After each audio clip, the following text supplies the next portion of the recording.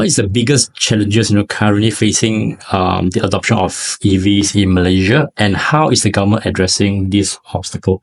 Well, the momentum has certainly picked up since 2022 when the government introduced the full tax exemption for all imported EVs. So we saw from the registration numbers that the number jumped from about 12 times to from 256 to over 3,000 in 2022.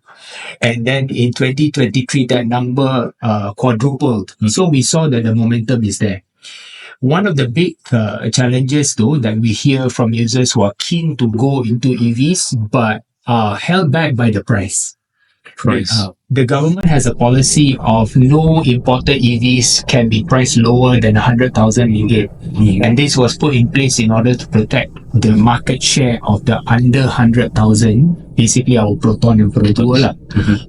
So you cannot go any lower than 100,000, and people are looking for more affordable EVs because the mindset is such that now, given that our charging infrastructure or public charging infrastructure is still growing, the mindset is I want to keep my petrol car. But I want to have a second EV car because I know that this is cool. I know that this is good for city driving, but I don't want to spend so much.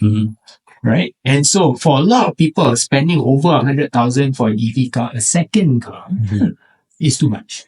So that, I think, is one of the biggest challenges facing EV adoption in Malaysia. What the government is doing is that they have been working closely with both Proton and Perodua to accelerate their locally assembled or locally manufactured EVs. And Proton, I believe, has committed to starting to sell something by the end of this year. Pure EV or it's a hybrid? Oh. They call it the EMAS 7, I believe. And that is, depending on who you talk to, is based on a model that's already sold in China. But I suspect it is just going to be something that is based on that model but heavily modified for our market. So end of this year, they're going to start selling it. Perodua is saying end of next year. So the price will be hundreds and lowers? Nobody really knows, but I suspect that Proton will try and price it close to the 100,000 mark because what they are starting with, this Proton EMAS 7, is going to be a relatively big car. It's not going to be a Axia or type. It's going to be more the X70 type. So they are going to start there.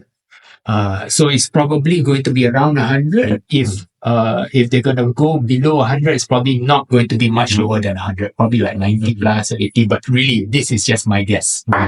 Do you think that to speed up the adoption rate of EVs, right?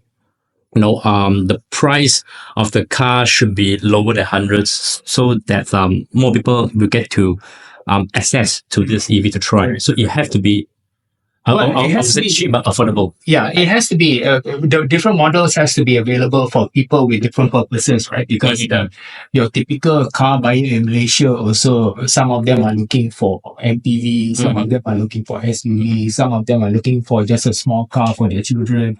So there needs to be a variety.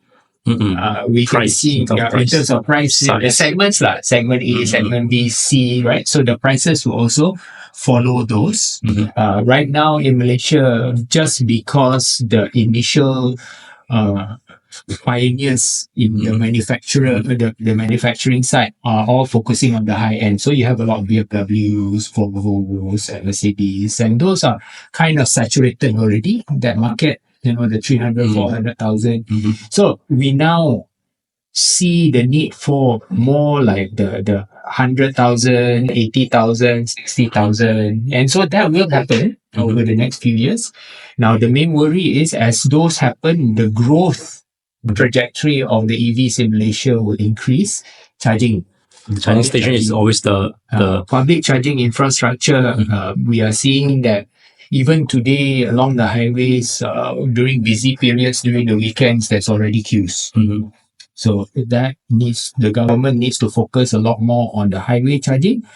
And not only that, though, they need to also help the users who live in high rises to be able to apartments, condos, right? Correct. Yes.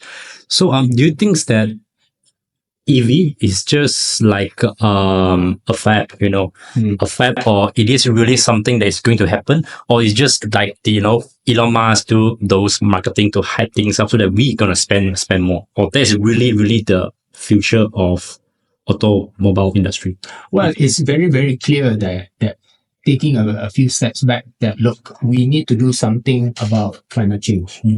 Climate change is caused by primarily GHG, greenhouse gases, that has been released into the atmosphere. And the two biggest sources of greenhouse gases are, one is industry or power production, and number two, transport. Transport. Yeah. So in Malaysia specifically, about half of the greenhouse gases are emitted by our power sector. About close to 30%, high 20s, is emitted by transport.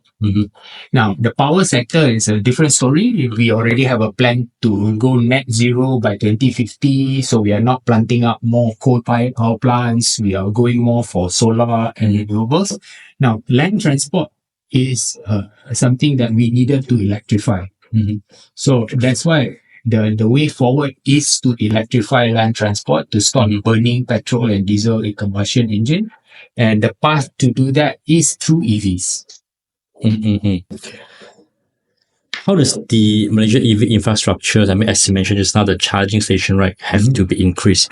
So compared to other Southeast Asian countries, and what development do we expect that we can see in the near future, say like 3 to 5 years? Yeah. So it's kind of difficult to compare with our neighbors. For example, with Singapore, it's a city state. Their ratio of charging to EVs is actually pretty good, although the feedback that we have from the users over there is that they need more.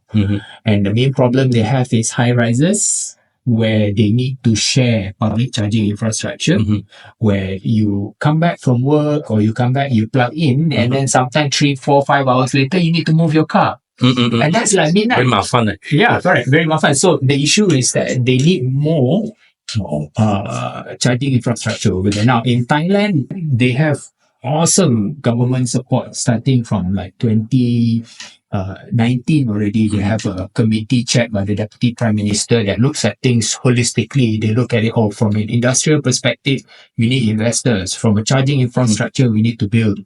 And so they had the regulators for